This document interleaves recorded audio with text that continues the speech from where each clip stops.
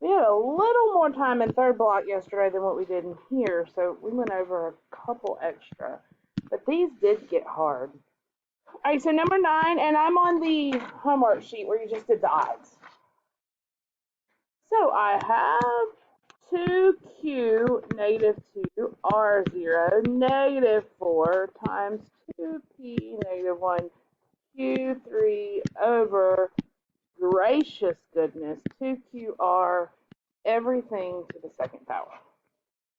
I would work inside first if it was me. You don't have to, but I would work through these parentheses first. So what I'm going to do first is distribute here. And so I get 2 negative 4, multiply, because it's a power to a power. Negative 2 times negative 4 is 8. This just becomes 1. 1 to the 4th, it doesn't matter. It's just 1, so I don't have to worry about it. Times 2. Everything else I'm going to leave the same for right now. I'm going to clean up as much as I can inside. Then I'll worry about that pesky exponent on the outside. I'm going to look at what I have that's the same. I have a 2 negative 4 and a 2. Remember, there's an implied 1 right there, right? So if I combine those, what do I get? Negative 3, that's exactly right. I have a p with a negative 1, and I do have 2 q's up here, an 8 and a 3, which would give me 11. Again, I'm still going to stay inside as I work through before I take care of that one on the outside. Maybe I move this one down because it's negative. Same with the p. Handle those first. If you didn't do that first, that's okay. Remember, as long as you do valid properties each time, it doesn't matter. So that leaves me a q11 up top, 2 to the third, plus the 2 to the first that's already there, the r that's here, and I brought that p to the first power down. Can I do anything else before I take care of that exponent on the outside?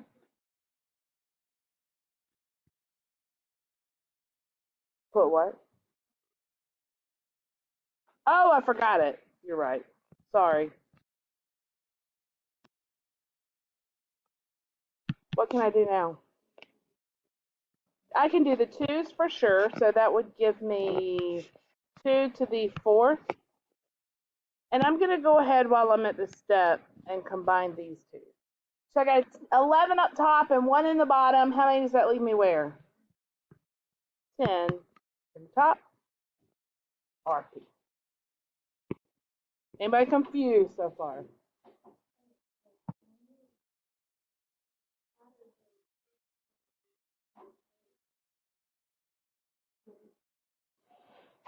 Say that one more time. Yes, it's positive because they're in the top.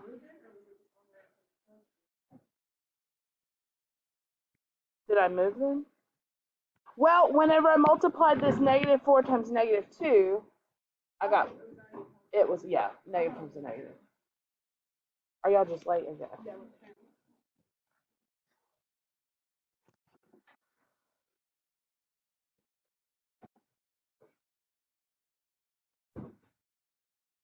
Did he seriously write y'all past to be late for 30 minutes?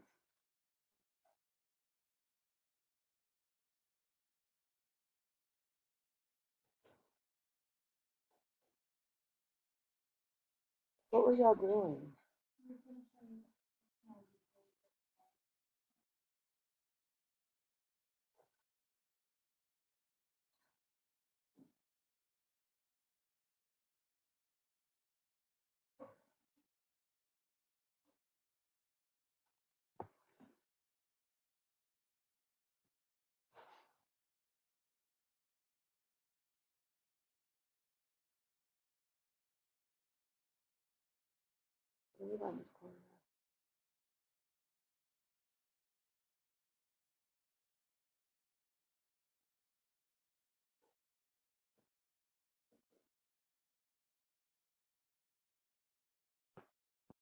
So now I'm back here and I am ready to distribute this exponent through to all the pieces inside here. So I get q to the 20th over 2 to the 8th r to the 2nd.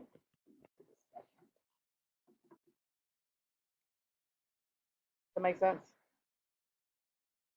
Anything else from your homework? Yeah.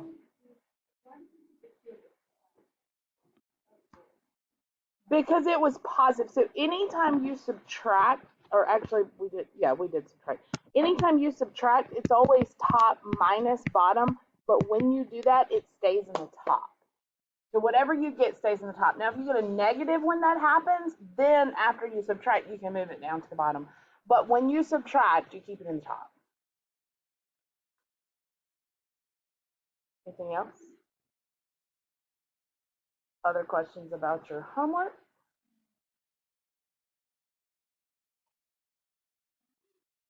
Yes.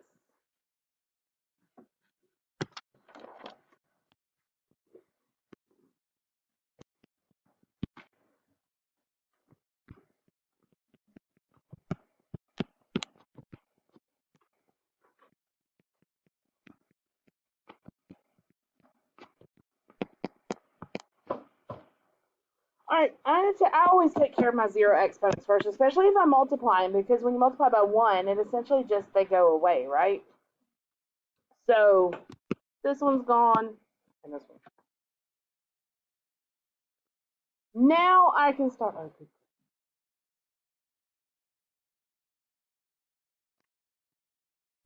I want to take care of anything I can to simplify. I probably am going to look at the top and bottom and see if I can simplify any of those on their own, and then I'll move to doing the top and the bottom together. So here, I see 2z, so if I've got z to the 4th and just z, that leaves me with what? Z to the, oops, I've got another 2 there too. I can combine those. I've got y for 1x, and then I've got z to the 5. See what we combine there? And so now I'm going to go ahead and distribute this. So I have 2 to the 3rd x cubed y cubed over 2 squared y 4 x 5. And now I'm ready to look at what I got on the top and the bottom, and I can subtract those exponents. So same base here, 3 minus 2 is, what's 3 minus 2? 1. I've got 3 x's up top and 1 in the bottom. I tend to mark them out once I use them so I can keep track of what I've done. So I've got 3 up top and 1 in the bottom. 2. I'm done with those. I have 3 y's up top and 4 y's in the bottom. What is 3 minus 4? -1. This is where I was talking about. Even though it's negative, it stays in the top until I move it and make it positive. So whenever I subtract, and now I have that z to the 5 still. And now I can apply that negative exponent property to move that one down. So I end up with 2x squared over yz.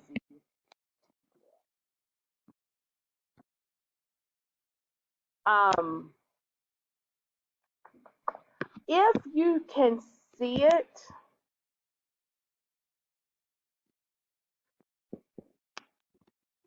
here and know that you're going to end up, what I told somebody yesterday, when you subtract them, you can subtract them, take the absolute value, and then put that wherever there was more to start with. If you can see, in other words, if you can do this in one step and see that there's only one left and it's going to be in the bottom, you can do that in one step. I don't mind. But if you need to do it in 2, that's okay too. Anything else? Everybody good? All right, let's switch gears then. I got to grab. Give me a second to get everything put up.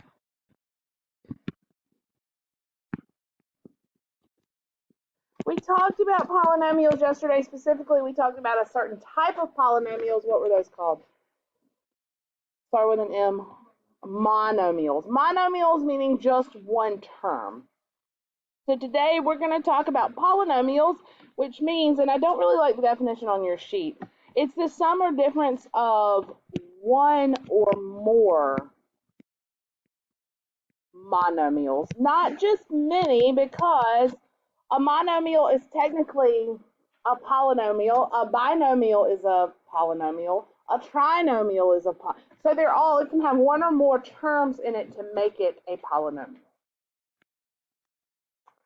The highest exponent or the biggest exponent, and this is the biggest exponent on a variable. So on the x, not I could write 2 to the 5th x squared. I'm not talking about the 5th, I'm talking about the exponent on the variable. Okay, so the biggest exponent on a variable is called the degree of the polynomial. So for example, if I had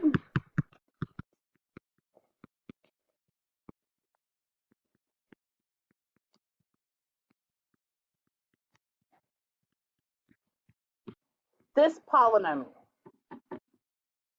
what would you say the degree of that polynomial is? 4. The biggest exponent. The degree is 4. Okay. And we're going to talk about what all that tells us in just a minute because it tells us a lot of good stuff. But for right now, understand that the biggest exponent is the degree. Everybody okay there? You do not have to have every exponent, okay? When we write in standard form, that just means I start with the biggest exponent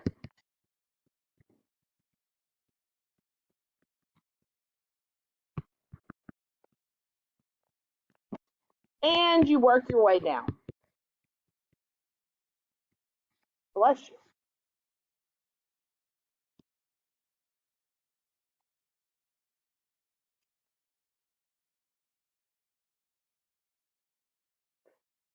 So for this one, if I wanted it in standard form, I start with the 3x to the 4th.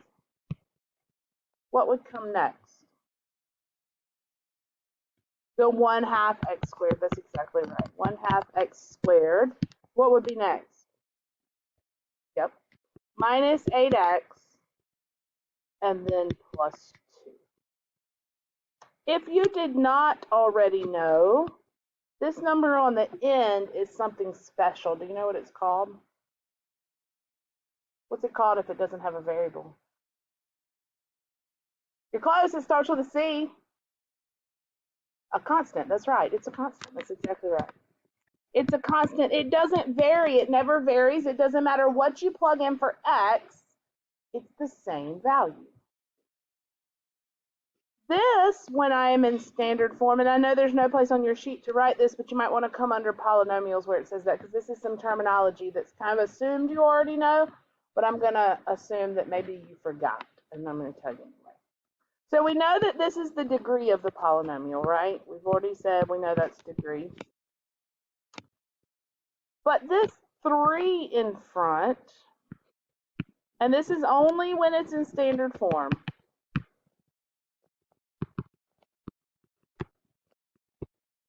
That 3 is called my leading coefficient. That's exactly right.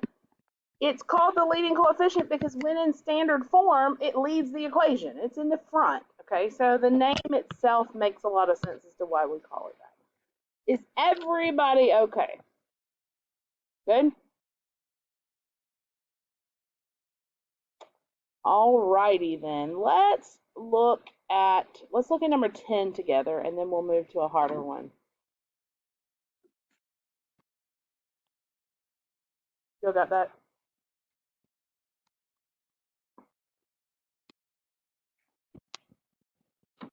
Number 10, I have negative k to the 5th minus 1 plus 8k minus 3k to the 3rd plus 1/4 k squared.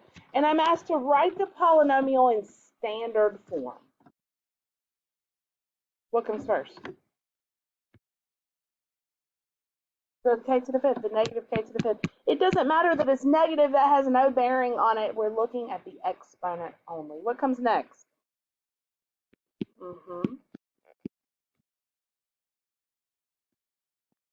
What now? That's right.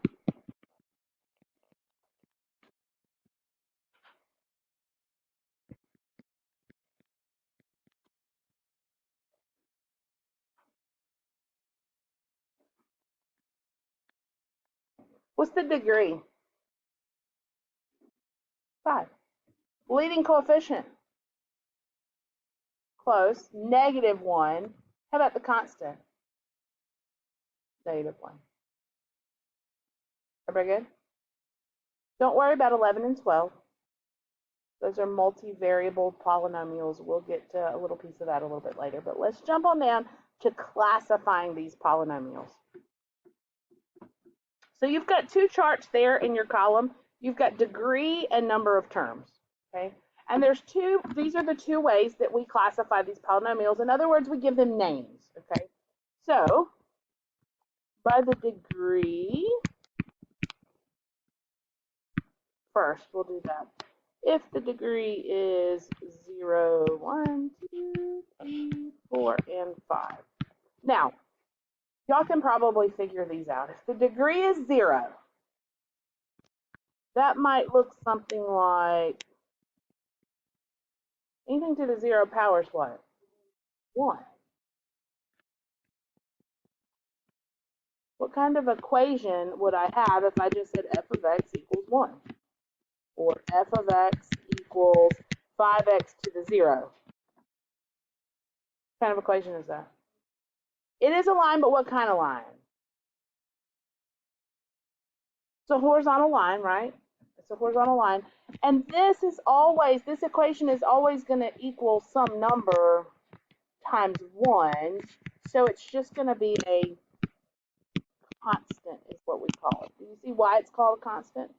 You raise the variable to a 0, and that's the biggest exponent there is, then there is going to be no variable, right? Because anything to the 0 power is 1.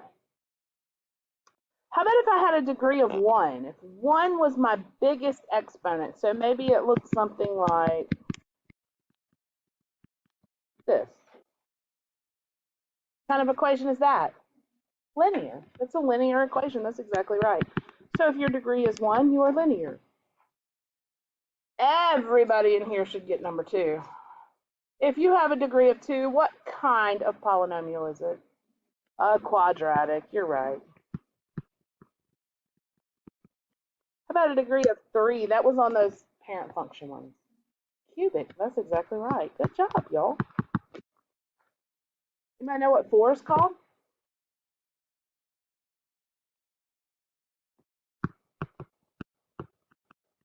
Quartic. So don't get quartic and quadratic confused. How about 5th power? That one's hard. It's a quintic. Those are what I'll have you responsible for knowing and memorizing those names. Past that, you can just call it a 6th degree polynomial or a 7th degree polynomial. But I do want you to know up through 5. So if I look back to the example that I just did, what type of polynomial is that? What is it? A quintic. I don't remember what the other one was. How about this one? It's a quartic. That's exactly right. It's based, remember, look at that highest exponent and see what the name of it is. Nothing hard yet, right? Everybody okay? Now let's classify them by their number of terms. So this is something where we will put these two names together to get really specific with what we call the polynomial. And so you have 1, 2, 3, and then 4 or more. Okay? And I'll just go ahead and tell you 4 or more we just call a polynomial. And you know what we call a polynomial with 1 term. What do we call it? A monomial. What do you think you call one with 2 terms? Close. Close. Binomial. That's exactly right. Binomial. How about 3 terms? Trinomial.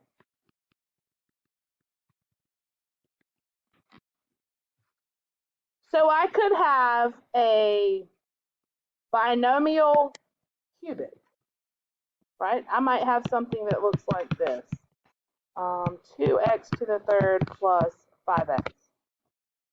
There's two terms, so it's a binomial, and the biggest exponent is 3, so it's a cubic. So that's a binomial cubic. Does that make sense? Okay? Let's look at number 13 together then and see what happens.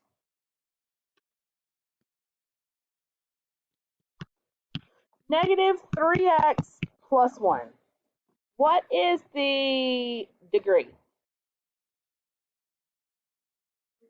It is linear because the degree is 1, right?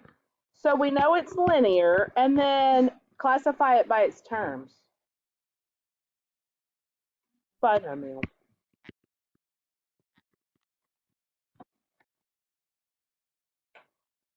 So it's a linear binomial. Does that make sense? How about number 17? Try that one. Negative x. Go ahead. No, go ahead. What'd you say? 17? Yeah, look at 17. What is it? That's right.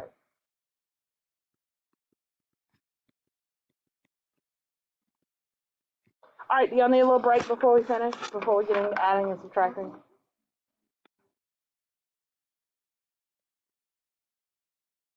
Say that one more time. The trinomial is the number of terms. Yes. So 1, 2, 3.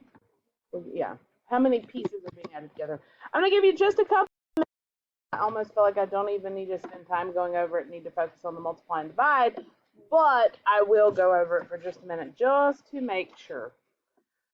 All right. Adding and subtracting is doing nothing more than combining like terms. And we talked yesterday about like terms. What did we say like terms are?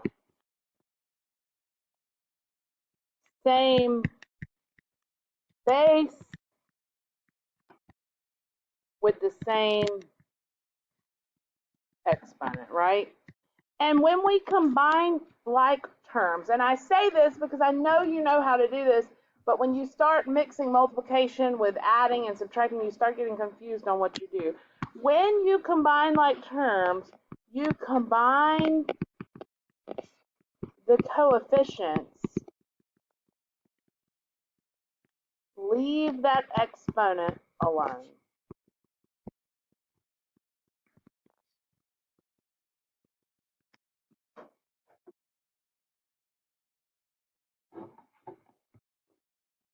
So in other words, if I had, let's just say 2x to the 4th plus 5x to the 4th, when I add them, because they are like terms, I just add the coefficients in the front. Leave that x to the 4th alone, right? So this becomes 7x to the 4th. Okay. Now that's adding monomials, or adding just the terms. What happens whenever I have polynomials? Well, let's look at number 1.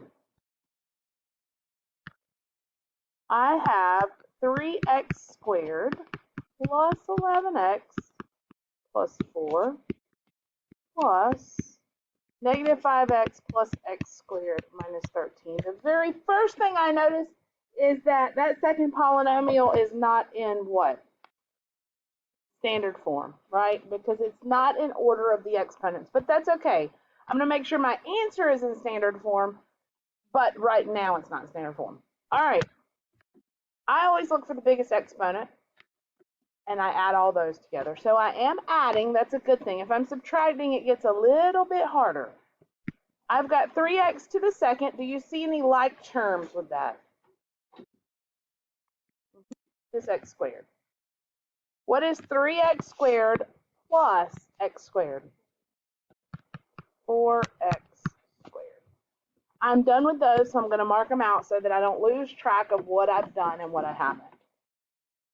Now it looks like, so I've got 2. That was my biggest exponent. Do I have any exponents of 1? I do here. So I've got 1 here and 1 here. I tend to do, sometimes I'll do different shapes if they start getting a lot of different exponents. If that's too childish in kindergartening for you, that's okay. You do whatever helps you the most. 11x and negative 5x is 6x. And I'm done with the triangle, so I'll mark them out. Now I've got some constants in here. I've got 4 and negative 13, which give me, is it in standard form? It certainly is. What's the degree? Constant. Negative 9. That's right. I threw you off because you thought I was going to ask you for the leading coefficient. Leading coefficient! 4. What? Classify the polynomial.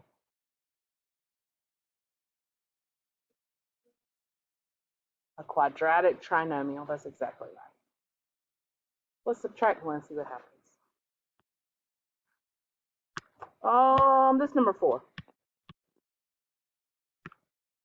Y plus 4y squared minus 3 minus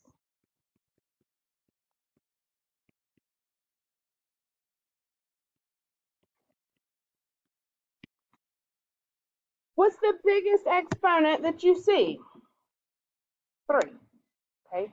Now be very careful because this says subtract. So there's no power of 3 here in the first one. So what's my first term look like? Y, Aaliyah.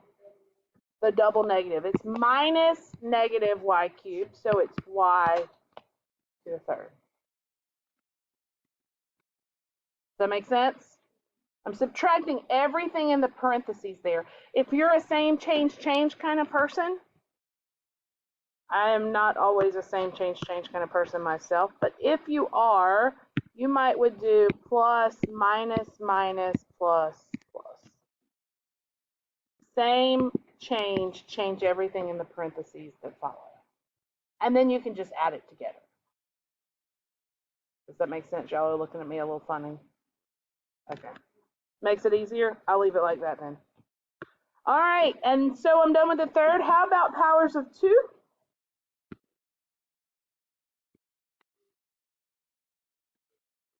Plus 2y squared. Done with those. How about y's? Y and 5y, that's exactly right. Aiden woke up over there. Plus 6y. And then how about constants? Negative 3. What is the leading coefficient here? Oh, it is. Sorry, thank you guys. What's the leading coefficient? 1. What's the degree? Constant. Negative 4. Classify the polynomial.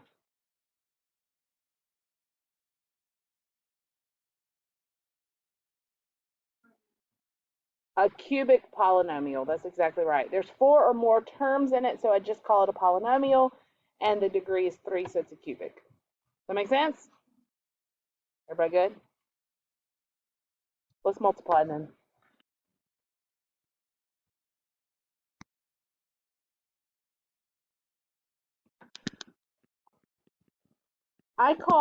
This is why whenever I told you at the beginning that I didn't like the term FOIL, this is why I don't like FOIL. Because multiplying polynomials,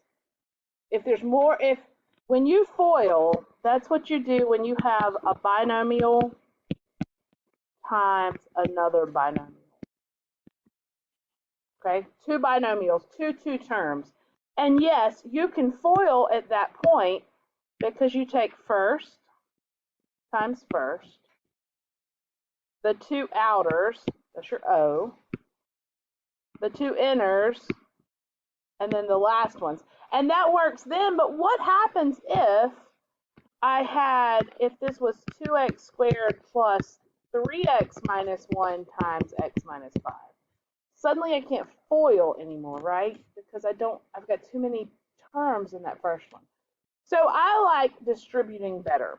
Now, before we actually do it, let's talk about how we multiply terms. If I have, let's say, 2x squared times 8x to the third. When you multiply, what do you do?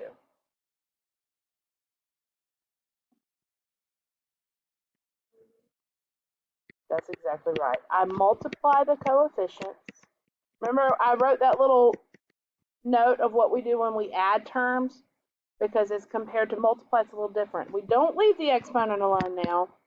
Instead we add the exponent on the variables. And when I multiply, I'm going to think of this as a big distribute problem. And I'll show you exactly what I'm talking about. And if you think of it that way, it'll be easy peasy for you every single time.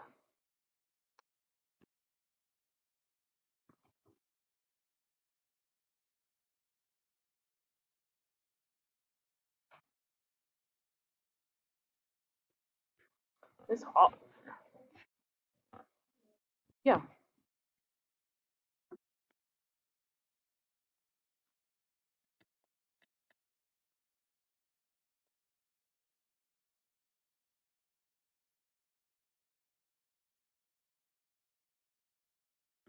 Ready? Let's look at number 6. W minus 7 times W squared plus 2W plus 1.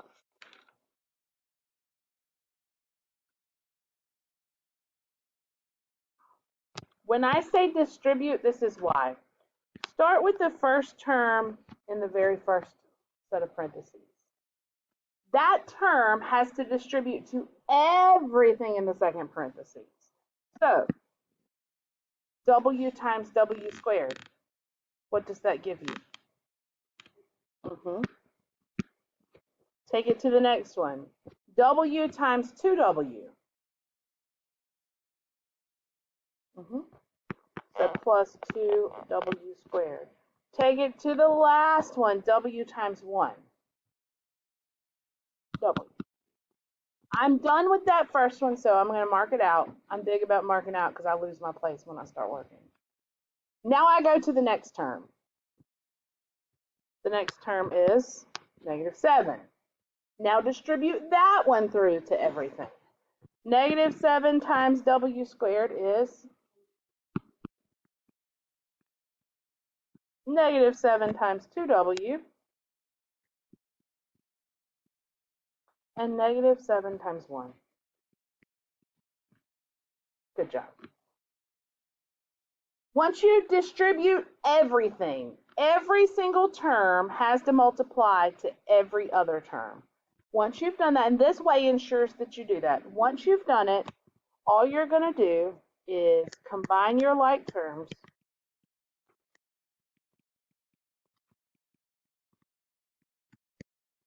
and put it in standard form. Do I have any like terms after I multiply them? All right, so I've got W to the third, right? You see anything that goes together after that? I've got 2W squared minus 7W squared, which would give me minus 5W squared. I'm done with those. Then I have, which would give me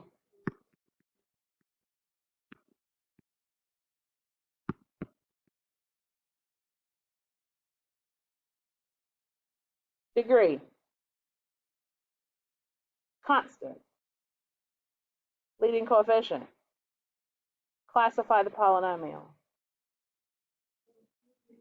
cubic polynomial. That's exactly right.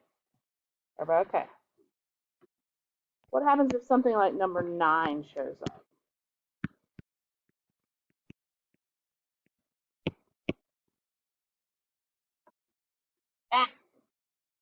Don't say that. You can't just put that 3 to everything because I'm adding. Remember yesterday when we were talking about those properties of exponents? This is going to tell me how many times to multiply it.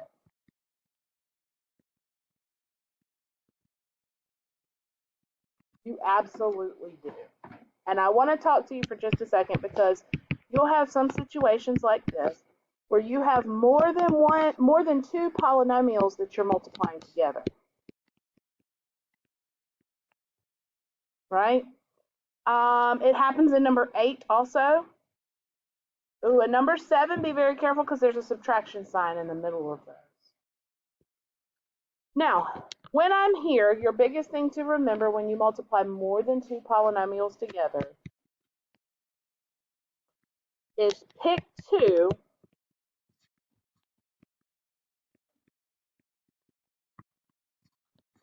multiply those 2 together. So maybe the first 2, right?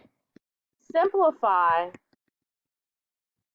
and then multiply to the next. In other words, don't come here and go, okay, well, I'll just multiply 2c times 2c times 2c. You can't do it that way, okay? You can't jump, you can't do this, you can't do any of that. Take 2 and multiply them together. Get an answer for that and then multiply it to the one that's left. So let's do that together. Start with the first term and distribute to everything in the second parentheses. 2c times 2c is what? 4c squared. 2c times 5d, there you go, 10cd.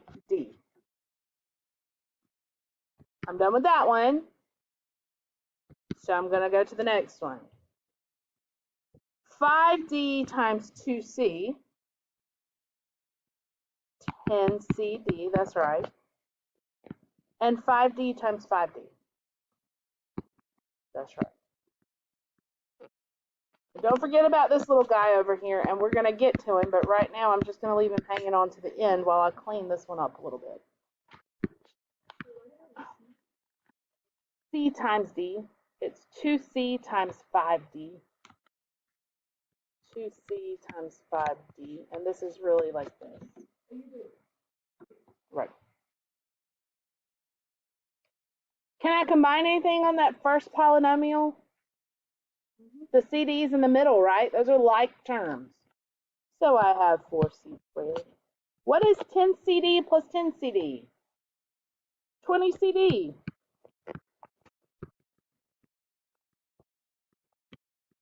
You try multiplying it to that last one and we'll come back together and see if we get the same thing. And I don't think I'm going to talk about dividing today.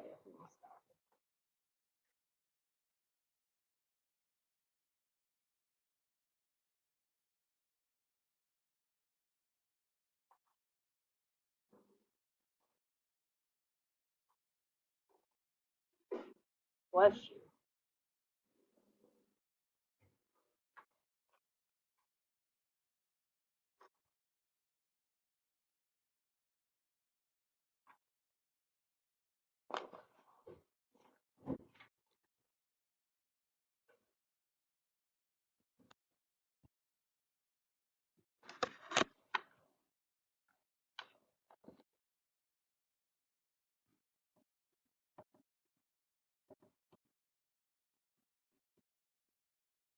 Did I get it?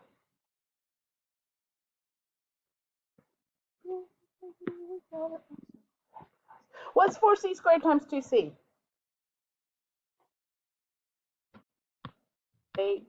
Are y'all still working? Do you need me to wait just a second? Okay.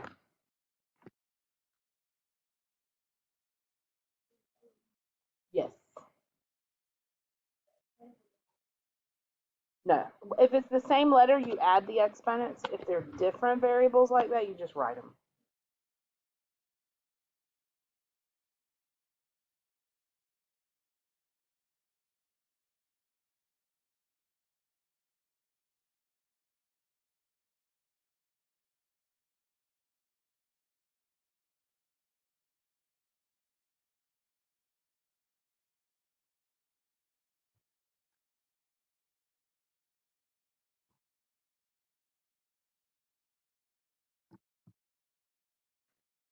All right, let's keep going. 4c squared times 5d.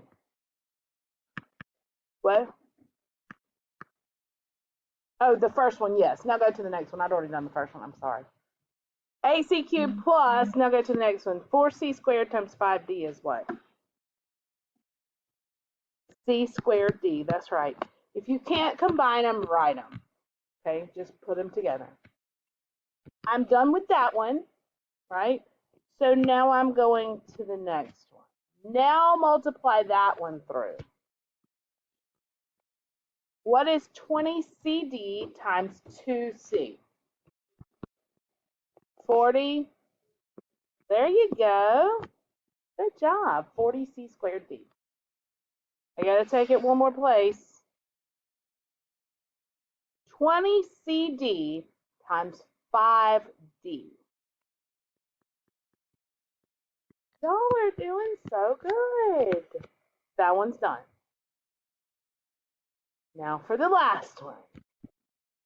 25D squared times 2C. What is it? 50C D squared. If you wrote D squared C, that's okay. We generally tend to write them in the order they come in the alphabet, but it's not wrong the other way. How about this last one? 25D squared times 5D. 125D. Do I have any like terms here? I hear yeah and I hear no. I see C squared D and I see C squared D. I can combine those, right? All right, so I've got 8C cubed. What is 20C squared D plus 40C squared D? 60C squared D. Any other like terms? The 100CD squared and the 50CD squared, which would give me 150 CD squared. And this little 125 is going to sit out all by itself. I know. I'm not going to overload you tonight because I know